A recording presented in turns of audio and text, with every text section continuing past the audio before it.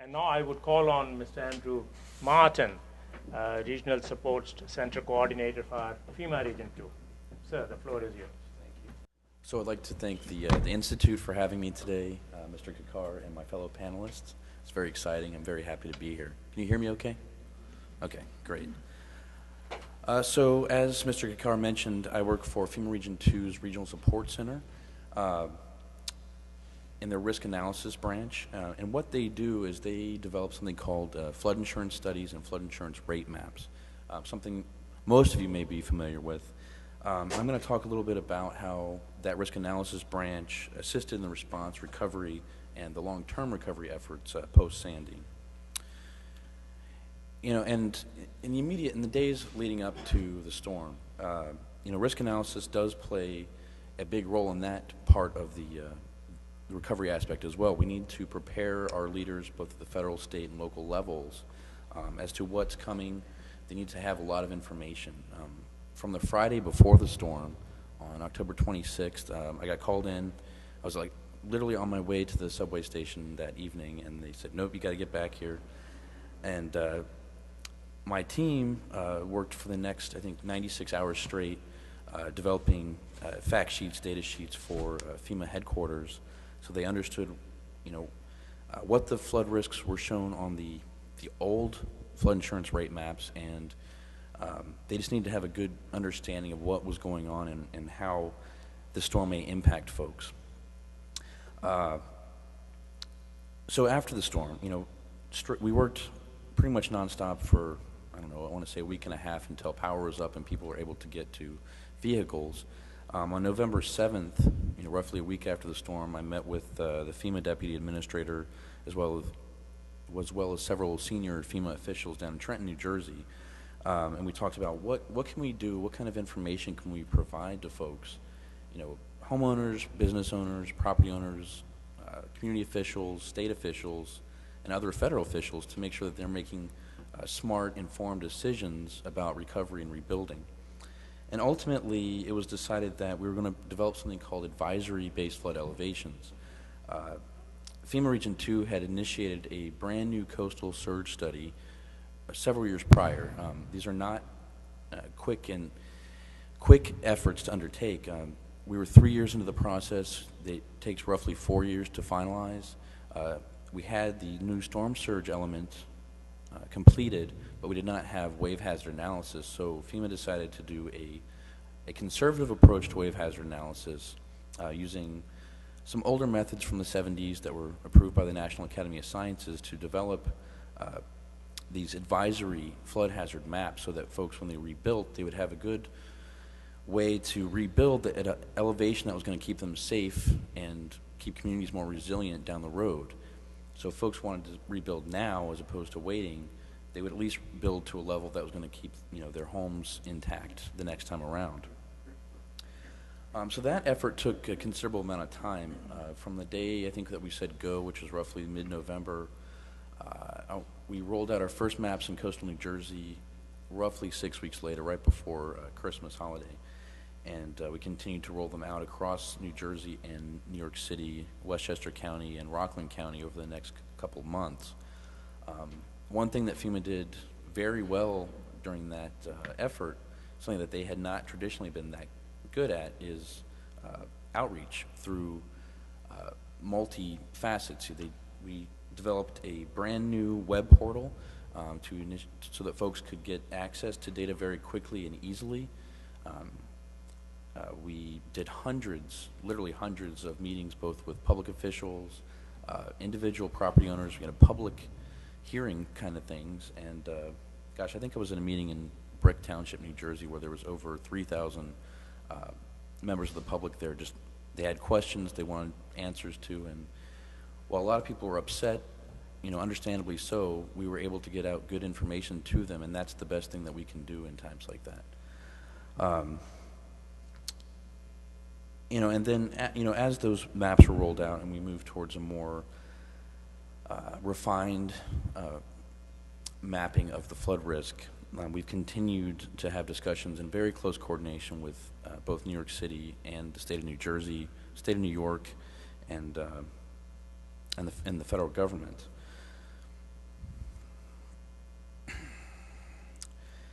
So why were all those things important, aside from just the initial recovery aspect? There was a lot going on last year. There was a piece of legislation passed in the summer of 2012 called Bigger Waters, also known as the National Flood Insurance Reform Act, which drastically changed how flood insurance was going to be administered in the United States. Traditionally, flood insurance has been heavily subsidized. Oh. And this legislation passed by Congress, Senate, and the President is essentially removing that subsidy and will, in effect, make flood insurance much more expensive for many folks.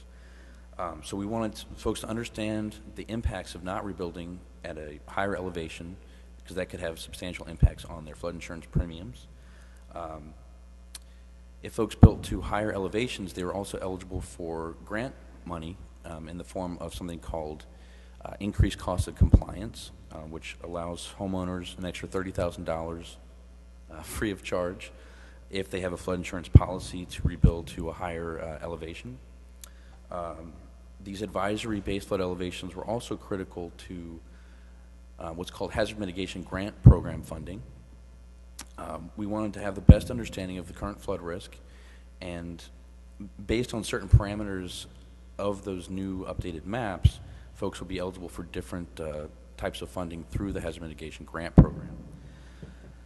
And as far as communities, one big incentive for them, a big reason for them to adopt these advisory elevations was something called the community rating service, community rating system, which allows for communities that are more advanced and more willing to accept their flood risk and do something about it, to receive discounts for all their homeowners and property owners on their flood insurance premium.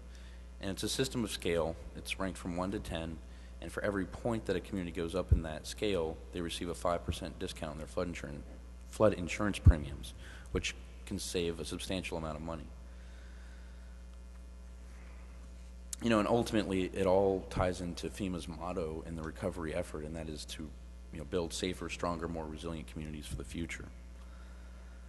So some of the successes that we've seen as a result of this effort, the state of New Jersey adopted these advisory-based flood elevations for reconstruction and all new construction in the state of New Jersey.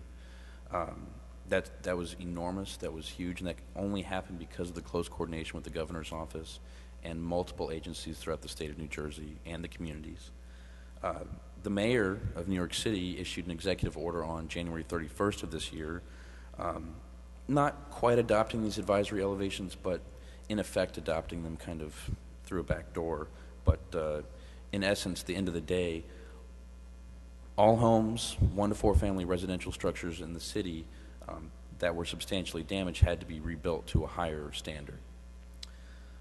As I mentioned, the website that we built and the data sharing was on a scale never seen before in FEMA's history. We've had more than 1.5 million hits to date, and that is unprecedented, especially with technical matters such as mapping. The outreach and messaging and communication with all of the affected folks was also unprecedented. And one thing that was new for this recovery effort is something called the National Disaster Recovery Framework, and this was the first time it was ever put into place, and it allows for all federal agencies such as HUD and FEMA, the United States Army Corps of Engineers, USGS, and the list goes on, to have one coordinated response so that each agency isn't reacting to the storm individually. They're acting as a whole unit and more coordinated, and that only benefits everyone. And some of the things locally that particularly helped the city of New York is they had a very good hazard mitigation plan in place at the time when the storm hit.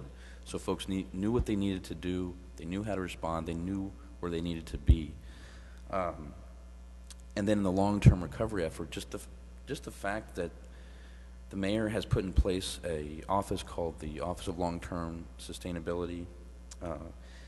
Long-term planning and sustainability has been critical to planning long-term for flood risks, hurricane risks, earthquake even, tornadoes.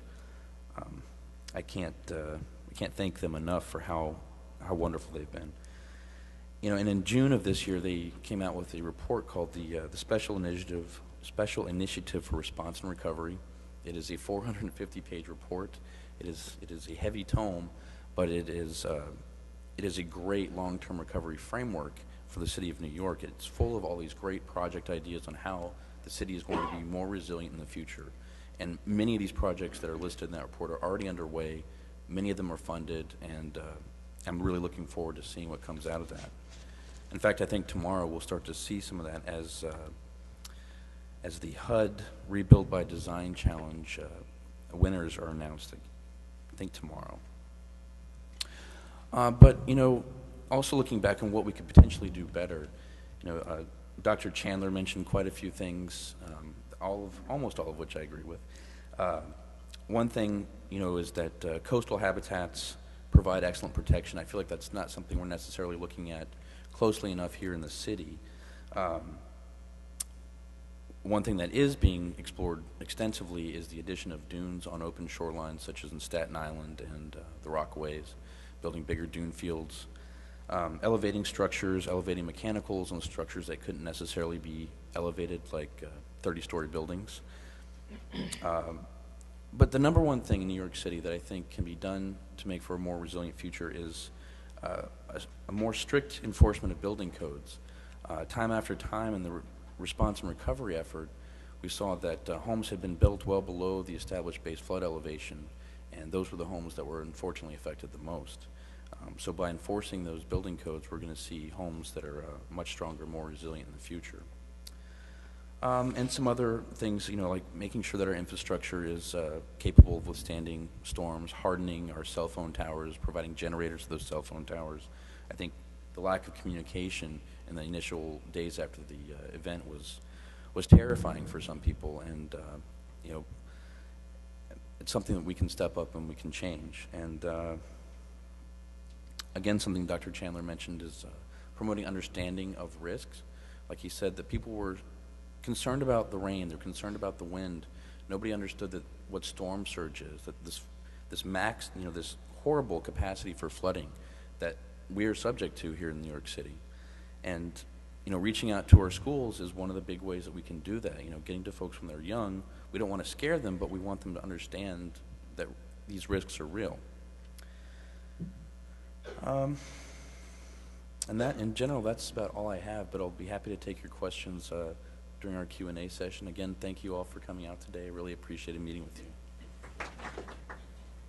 Thank you, Mr. Martin, for a very, very useful briefing.